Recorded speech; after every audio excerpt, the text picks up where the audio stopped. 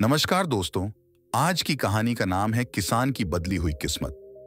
बहुत पुरानी बात है। किसी राज्य का राजा बहुत ही दयालु और उदार स्वभाव का था।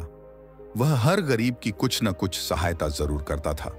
उसके दरबार में आया हुआ कोई भी गरीब कभी भी खाली हाथ नहीं जाता था। राजा अपने राज्य के सभी गरीबों की सहायता तो करते ही थे, लेकिन कुछ धन अपने साथ भी रखते थे ताकि रास्ते में कोई गरीब मिले तो उसकी भी सहायता कर सके। एक दिन बहुत बारिश हुई थी और बारिश का दिन था। उस दिन राजा रोज की तरह अपने घोड़े के साथ जंगल में घूमने जा रहे थे। जंगल में उन्हें एक सुनहरी हिरण दिखाई दी। राजा को हिरण बहुत अच्छी लगी। राजा ने उसे पकड़कर अपने राज्य ले जाने को सोचा और उसके पीछे पीछे अपना घोड़ा दौड़ाया, लेकिन हिरण राजा के हाथ न आ पाई और राजा हिरण के पीछे अपने राज्य से काफी दूर चले गए थे। तभी राजा को प्यास लगने लगी और वह पानी पीने के लिए एक गरीब की झोपड़ी तक जा पहुंचे। झोपड़ी के बाहर से राजा ने आवाज लगाई, एक गिलास पानी मिलेगा क्या? आवाज सुनकर किसान की पत्नी पानी लेकर बाहर आई और राजा को पानी पिलाया। तभी राजा ने पूछा, तुम्हारे पति कहाँ हैं?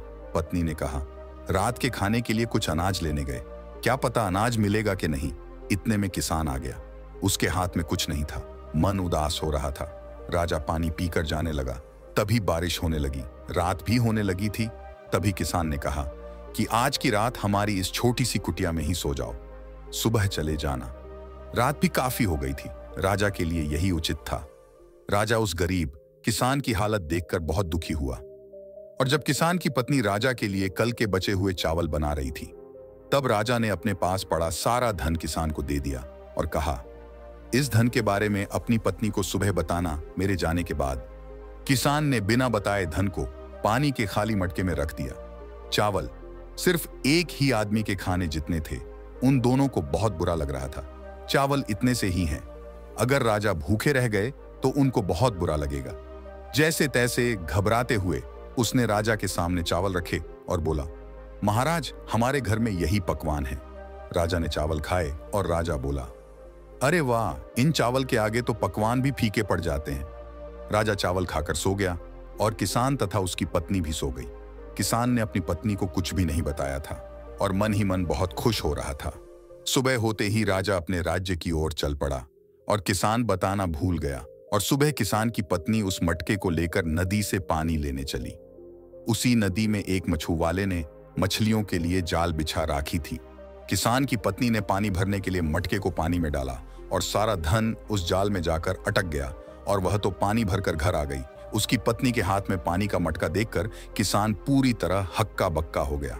उसने पत्नी से पूछा तो उसने कहा, मुझे क्या पता, आपने पहले नहीं बताया। किसान धन को ढूंढने नदी गया। वह वहां जाता उससे पहले मछुवाला वह धन लेकर चला गया। किसान ने ढूंढने की बहुत कोशिश की, लेकिन धन नहीं मिला और उदास होकर वापस चल पड़ा। तभी रास्ते में एक बुढ़ा साधु मिला। साधु ने किसान का चेहरा देखकर पूछा, बहुत दुखी हो, शायद कुछ ढूंढ रहे हो? किसान ने सारी बात बताई तो साधु ने कहा, वह धन तुम्हारे किस्मत में ही नहीं था। जिसकी किस्मत में था उसे मिल गया। किस्मत से ज्यादा और वक्त से पहले कभी किसी को कुछ नहीं मिला आता है। अभी तुम्हारा समय नहीं आया था। लेकिन जब रास्ते में पत्थर से ठोकर लग जाए तो गलती हमारी होती है, ना कि उस पत्थर की। और अगर ठोकर लगने के बाद भी उस पत्थर को साइड में नहीं रखा तो वह और भी बड़ी गलती होती है। सिर्फ यही बात याद रखना जिंदगी में। इतना कहकर साधु अपने रास्ते आगे बढ़ने लगा। किसान के साथ भी वही होना था। किसान भी अपने रास्ते जा रहा था। तभी किसान को ठोकर लगी। उसने उस पत्थर को निकालकर दूर रखने की काफी कोशिश की, लेकिन शिला बहुत बड़ी थी। वह पूरी तरह जमीन में थी, थोड़ी सी बाहर थी। बहुत मेहनत करने के बाद उसको निकालने में कामयाब हुआ और जब उसके नीचे से हीरे मोती सोना चांदी को देखकर किसान तंग रह गया। उसने सारे धन को अपने साथ ले जाकर अपनी पत्नी को बताया। दोनों बहुत खुश हुए और आखिर उसको पता चल ही गया, जिसके किस्मत में जो लिखा होता है वही उसको मिलता है। उसने एक बहुत बड़ा बंगला बनाया और काफी खुशी की जिंदगी जीने लगे। उसे आज भी उन साधु की बातें याद आती थीं। इस कहानी से हमें यह सीखने को मिलता है कि जीवन में कभी कभी हमें ताकत और सहनशीलता का परिचय भी कराया जाता है। हमें अपनी किस्मत पर विश्वास रखना चाहिए, लेकिन साथ ही साथ कठिनाइयों का सामना करने की क्षमता भी विकसित करनी चाहिए।